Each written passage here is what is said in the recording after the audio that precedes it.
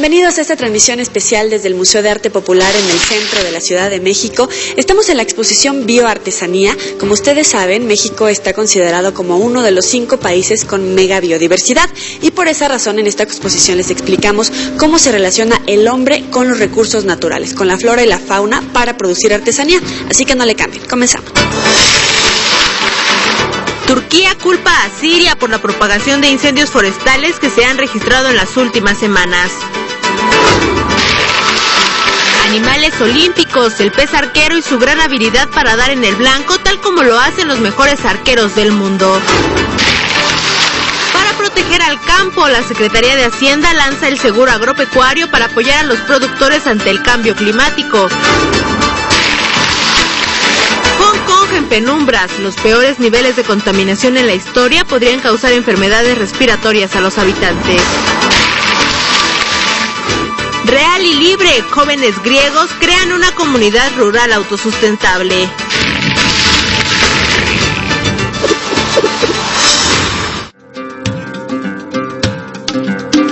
Para empezar en este recorrido por la exposición de bioartesanía tenemos a Luis Armando Asa, que es el director de operaciones de El MAP, que nos va a explicar justamente el objetivo de esta exposición que busca mostrarnos la biodiversidad y cómo ha influido en la expresión artística de todos nuestros mexicanos que se dedican a hacer artesanías. Mira, en México trabajan o viven alrededor de 8 millones de personas trabajando alrededor de las artesanías, ya sea que las creen, las produzcan, las comercialicen, las distribuyan o las vendan. Esto es muy sintomático porque muchas veces llegamos a determinado lugar a ver una artesanía y no tenemos idea de todo el trabajo que esto implica. Y todas estas artesanías son y están estrechamente relacionadas con el medio ambiente en el cual vive el artesano. Si el artesano tiene a su disposición ciertos materiales, son los que usa. Porque el origen de las artesanías, antes de un valor estético, comenzó con un valor de uso. Es decir, hacían cosas para ser usadas en su vida cotidiana. Pero posteriormente, y poco a poco, se fueron dando cuenta que aparte tenía un valor estético y por lo tanto significó otra cosa. Esta exposición de bioartesanía lo que busca es comunicar al público, informar al público de la estrecha relación que existe entre los artesanos, sus productos y el medio ambiente con el cual elaboran estos productos. Y no buscamos enseñar o educar a través de esta exposición, sino que se sorprendan de lo maravilloso que es la relación que puede existir entre los creadores y los materiales que ellos usan, pero sobre todo para que los conserven y los preserven. Si no conservamos la biodiversidad que es maravillosa en México, México está clasificado dentro de los 10 países con mayor biodiversidad del mundo. Si no creamos conciencia sobre esto, sí, el día que volteemos no tendremos memoria como país y sería un crimen haber destrozado y no haber respetado la biodiversidad con la cual contamos. Y justamente por eso nos ejemplifican con este mapa de la República esta biodiversidad. Empezamos por el norte y vemos solamente algunos colores en el plano de los ocres y justamente por su medio ambiente y el uso de algunos materiales. Sí, en el caso del norte del país, que es semidesértico, tú tienes 3 materiales básicos, son la piedra, la piel y la madera. No tienes otro.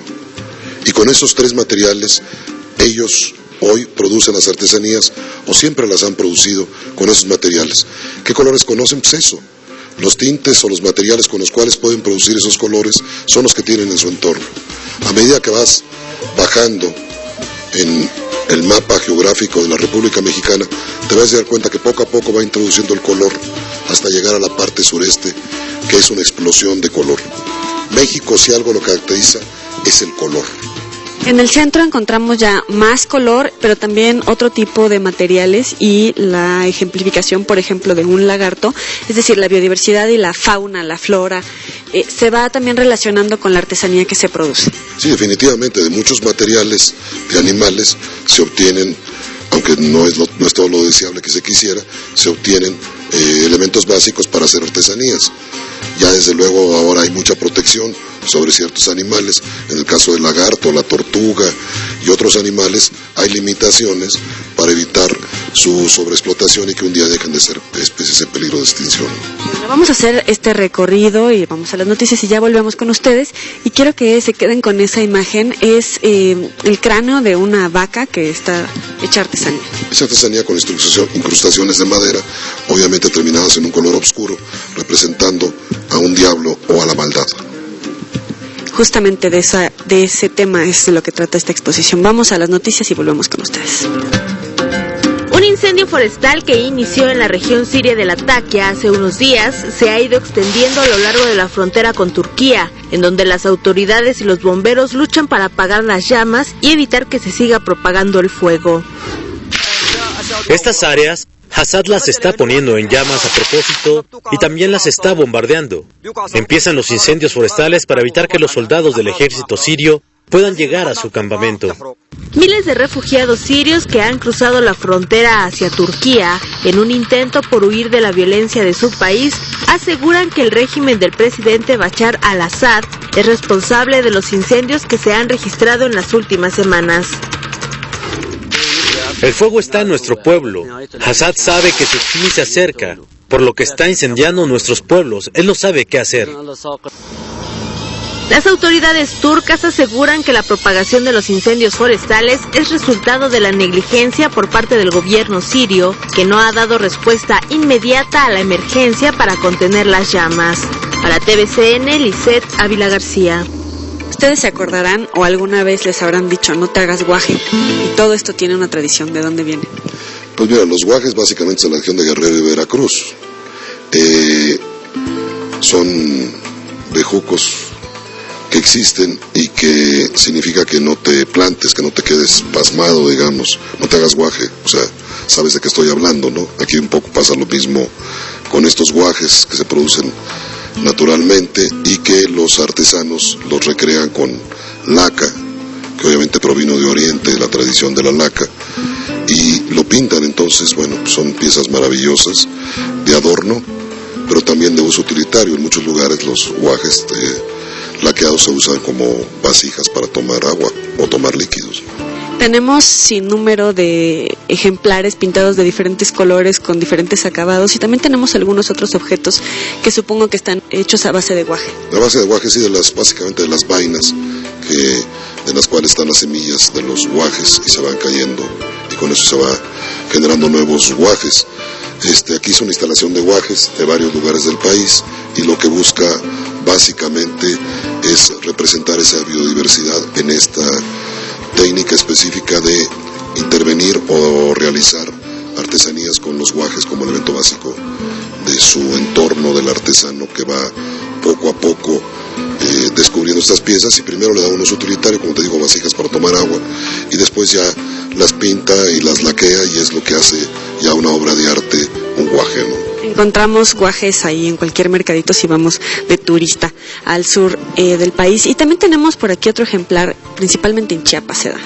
Este manto, este telar de cintura que tenemos aquí, yo creo que es el telar de cintura más grande hecho en México, mide aproximadamente 4.75, está hecho directamente por algodón, por dos artesanas, María y Magdalena López López, de la zona de San Andrés Larráizer, y es un manto a la Virgen. Así comenzó como idea, y hoy registra los 89 símbolos o dibujos que utilizan todas las artesanas de la región de los Altos de Chiapas para representar huipiles, para hacer manteles, para hacer servilletas, para hacer blusas de mujer o de hombre.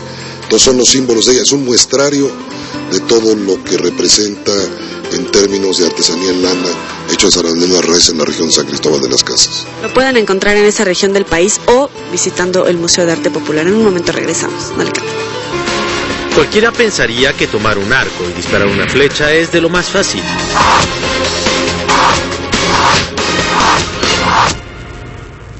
Pero la verdad es que se debe tener en primer lugar una condición física excelente para mantener un perfecto ritmo respiratorio y cardíaco al momento de tirar a la diana. El atleta, al jalar la cuerda, debe ejercer una fuerza aproximadamente de 23 kilos. que combinados con la energía potencial elástica que acumulan las palas al tensar el arco en energía cinética a la flecha, se traducen en algo así como 4 toneladas. Gracias a todo ese poder acumulado, la flecha puede viajar a una velocidad entre los 230 y 280 kilómetros por hora hasta clavarse en la diana después de recorrer una distancia de 70 metros.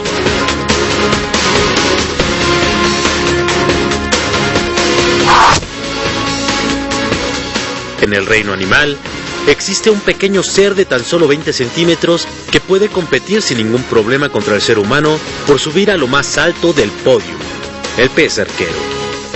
Gracias a un surco que tiene en la boca y presionando con su lengua, este pequeñín arroja con gran fuerza y precisión un chorro de agua que puede alcanzar una distancia de hasta 2 metros para obtener su alimento. El pez no solo es capaz de acertar al blanco, sino que regula la potencia del chorro en función del tamaño de la presa y de lo lejos que se encuentre. A pesar de que sus ojos están dentro del agua, el pez arquero se las arregla para compensar la desviación del ángulo de la luz.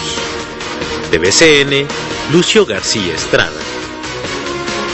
En este museo tenemos un ejemplo muy claro y muy gráfico de la voracidad de la humanidad, porque vemos lápidas de las especies que ya no están con nosotros, que ya no existen, que pasaron a la historia en los libros, y que por ejemplo un pájaro carpintero solamente nos queda una caricatura y hasta ahí, está extinto. El pájaro carpintero mexicano, sí, definitivamente, además queda uno.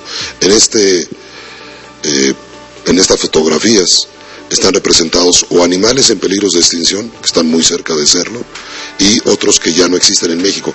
Pueden existir en regiones limítrofes con México, en los Estados Unidos o Canadá, pero muchas de esas especies ya no existen y otras están en grave peligro de extinción, comenzando por nuestra águila real, que es el símbolo de este país en el escudo nacional.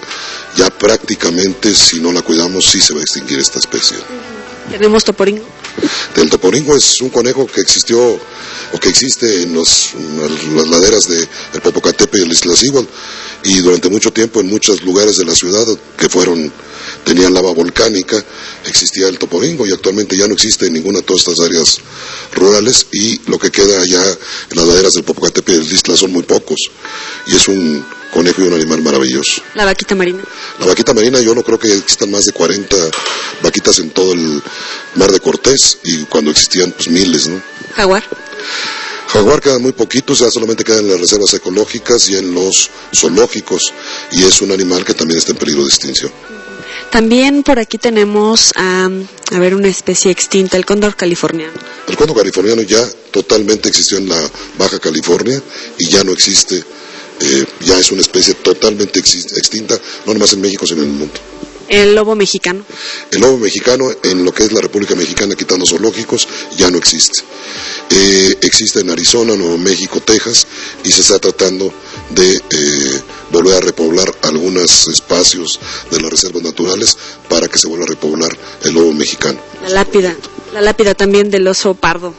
El oso pardo en México desapareció totalmente, existe en algunas regiones de Estados Unidos y de Canadá todavía, pero también son muy pocos ya. La naturaleza es sabia y de repente nosotros le queremos hacer al Dios y romper ese equilibrio solamente por intereses económicos. Vamos a las noticias y regresamos en este paseo por el mapa. No le cambien. Para enfrentar los daños económicos que genera el cambio climático en el campo mexicano, las Secretarías de Agricultura y Hacienda lanzan el seguro agropecuario para la recuperación de la actividad productiva, denominado Campo Asegura. Dichos recursos asignados por la Zagarpa para apoyar la prima o cuota del seguro son hasta por un monto de 850 millones de pesos, complementarios a los 1,000 millones de pesos con que cuenta Agroacemex para operar el subsidio a la prima del seguro. Ante la incertidumbre provocada por el fenómeno del calentamiento global en el agro, este esquema protegerá mejor al país contra la volatilidad de los precios, asegura la Zagarpa.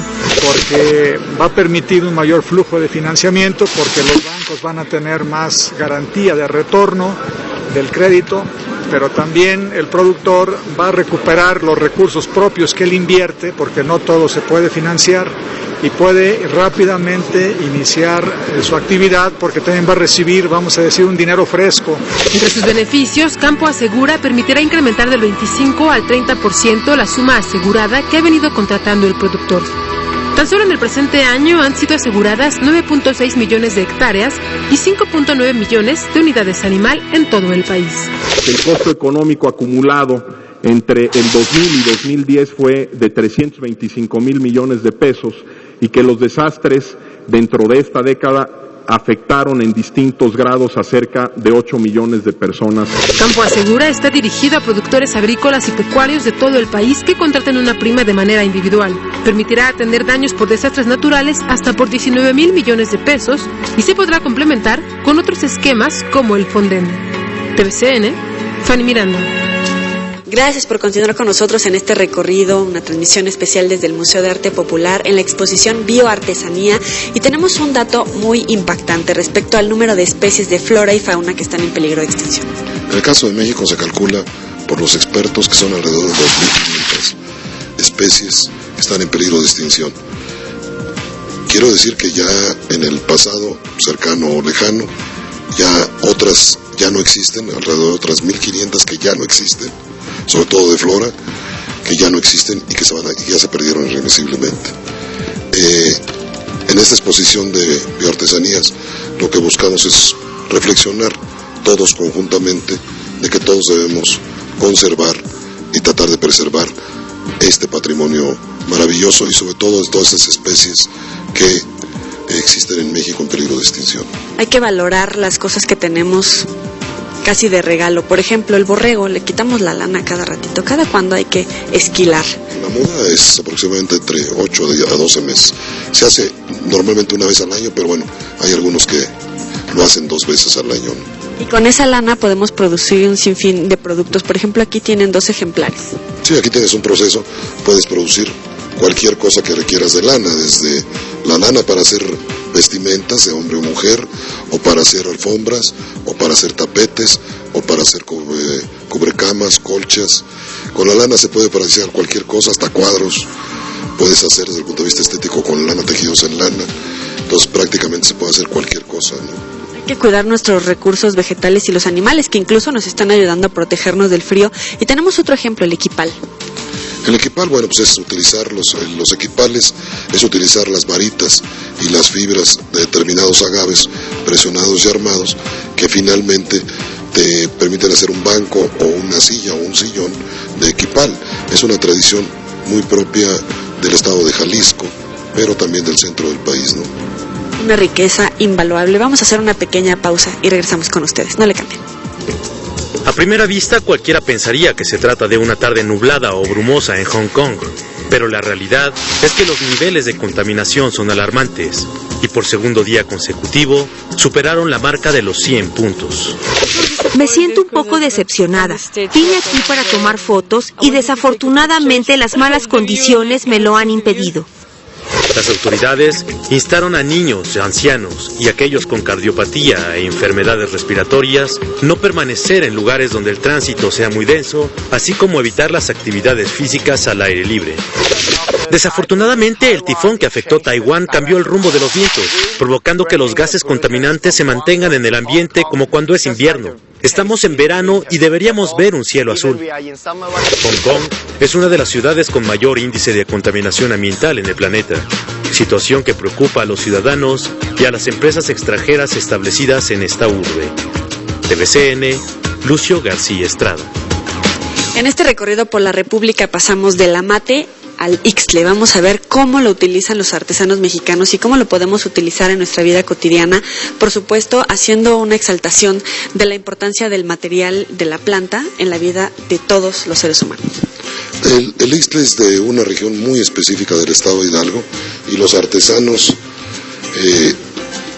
han recreado a través de esto y lo usan para muchos materiales, básicamente para hamacas y básicamente para bolsas o costales. Los costales hechos en este tipo de materiales naturales, como puede ser el ixtle o el henequén, a diferencia de las costales de plástico, que hoy son los que más se utilizan, se siguen usando en cantidades muy importantes para transportar la papa y la cebolla. Si se transporta en costales de otro material, se echa a perder muy rápidamente. En cambio, la cebolla y la papa.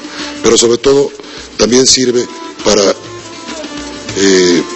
realizar bolsas para dama básicamente, aunque también los indígenas de la región de Hidalgo también lo usan como morrales de mano para ellos, pero es una obra hecha ahora sí que con sudor y lágrimas, sacándole las entrañas a este agave para ir haciendo los hilos de la pieza para que posteriormente se hace. Y el uso más importante que tenemos, que se me olvida, es el famoso zacate.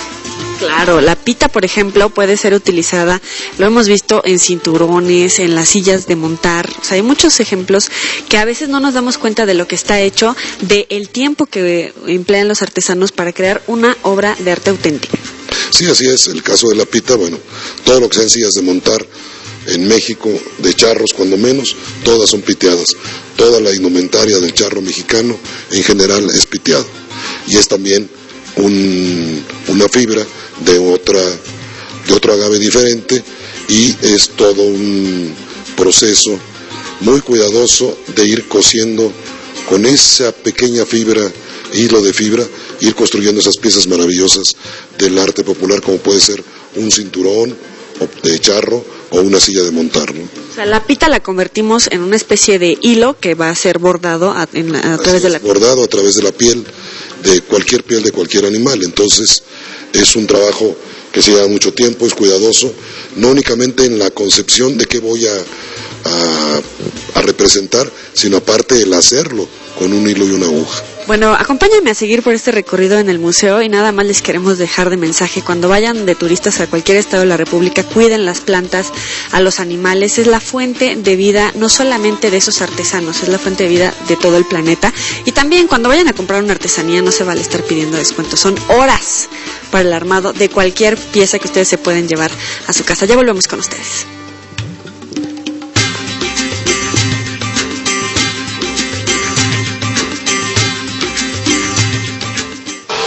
Entre los objetivos que se han trazado estas personas es demostrar que el ser humano puede sobrevivir con los productos ecológicos que ellos mismos producen, empleando el trueque y sin la necesidad de energía eléctrica.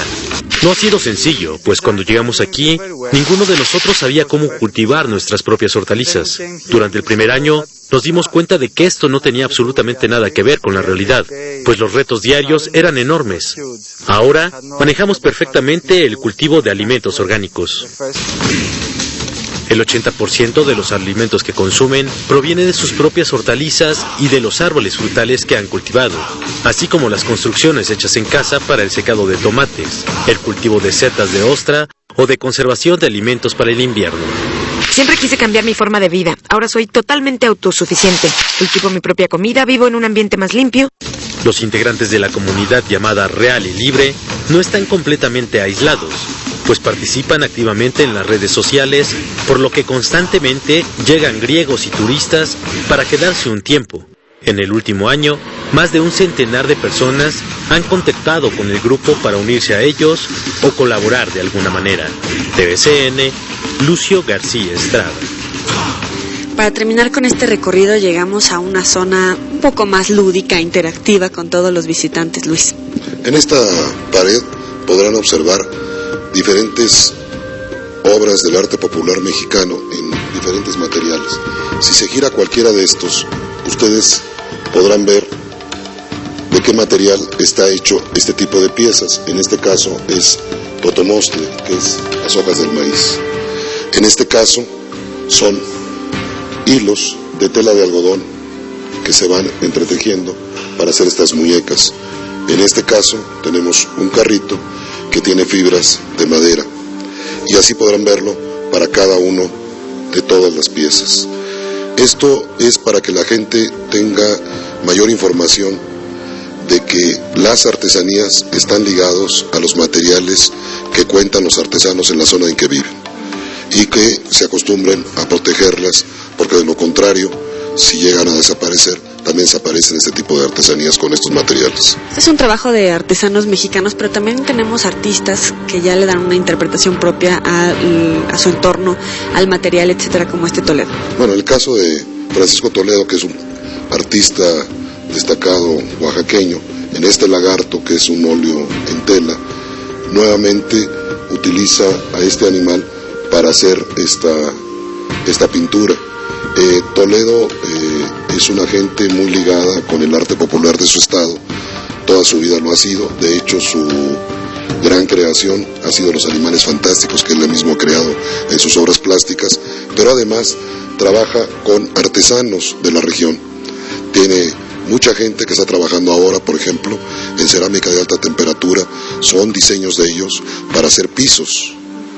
Este es otro ejemplo más, esta es una obra estrictamente artística de un lagarto que también está, digamos, un poco elaborado de manera fantástica, ¿no? En esta zona vimos obras de varios artistas trabajando piedra, vidrio, en este caso estos materiales, pero hay que decirle también a la gente que debemos de tener cuidado con la explotación de los recursos naturales y también hacer un señalamiento a todas las personas que viven, por ejemplo, de estos materiales para hacer sus obras, pues también que hay que cuidarlas, hay que hacer sustentable el arte.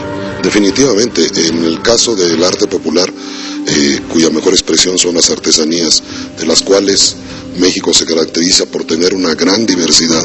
Lo mismo pasa en torno a su medio ambiente, que hay una biodiversidad y hay una simbiosis entre esta y el artesano que utiliza los materiales para hacer sus obras.